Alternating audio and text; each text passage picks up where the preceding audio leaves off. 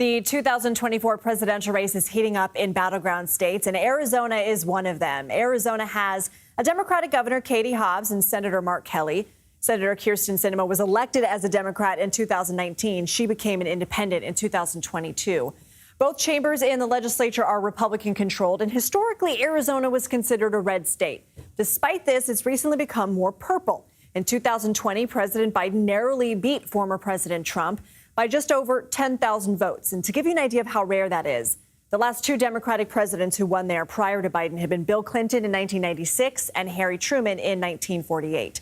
For more on this, let's bring in my friend Morgan Lowe. He's an investigative reporter with our Phoenix affiliate KPHO, where I used to work. Full transparency. So, Morgan, every time I talk to my friends and family in Arizona, they want to talk about two things: how hot it is and the cost of living. How is the latter influencing voters ahead of the election?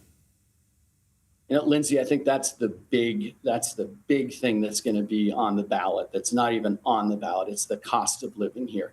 People are paying more for gasoline, gas, and Arizona is more expensive than surrounding states except for California. They're paying more for their groceries, and they're paying a lot more for their housing. Arizona was known as a pretty cheap place to live, especially the Phoenix area for years and years. But really, in the last 5 years, the cost of housing has increased dramatically. 30% rents have gone up. And what that amounts to is about $500 a month. The average rent has gone up in Arizona, in the Phoenix area. And that is something that doesn't bode well for the party in power. It doesn't bode well for the president, because you're paying more money every month. You blame the guy at the top. And so we're really feeling that, and we're hearing about it from lots of people here in Arizona.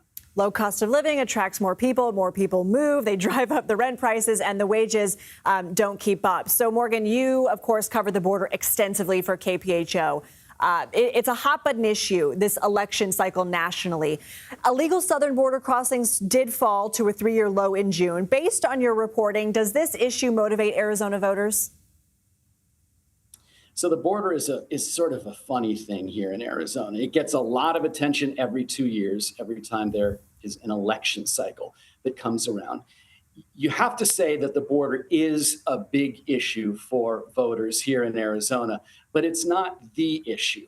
And when I say that, I mean that Republicans, for example, who run hard right on border issues, tend to not win statewide elections here. So it's at the forefront of voters' minds, but it's not the issue that drives them to the polls. In the last 2 or 3 election cycles, the hardline border candidates on the right have failed to win statewide elections. So I would say that the border is a big deal here, but not as big of a deal as somebody, say, in the Midwest might think it is. Of course, we're looking at footage from some of your reports. Morgan, let's talk about reproductive rights. There was a pre-statehood abortion law that took effect after Dobbs was overturned.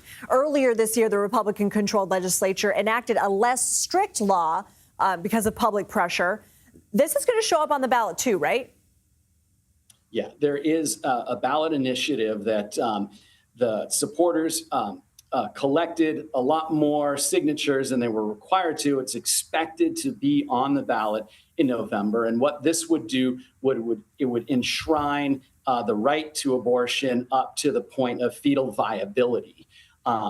This was looking like this was going to be the issue in the election when the Arizona State Supreme Court sort of put into effect this pre-statehood abortion ban.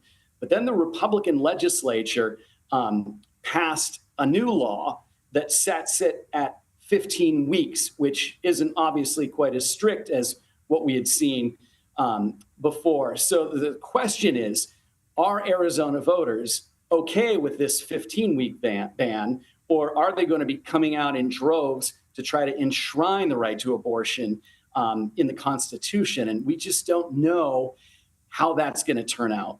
I got less than a minute with you, and I want to talk about two more important things: the Senate race and election integrity. Go. Yeah, the Senate race, we've got a pretty popular Democrat in Ruben Gallego running against Carrie Lake, who ran for governor, barely lost, but she did lose. Gallego is really out fundraising Lake in that respect and is ahead of her in the polls. And in addition to that, we have this big election integrity issue here. We've seen many other states, and here in Maricopa County, we've got a county recorder who's in charge of the election, Stephen Richer. He's a Republican. He's a very conservative Republican, but he's been the target of these election deniers. So we're really interested to see if this Republican, who's a Republican in every box you can check, except for that election integrity area, if he's going to manage to get reelected with the support of people who have criticized him in the past. Morgan Lowe, appreciate your time. Thank you.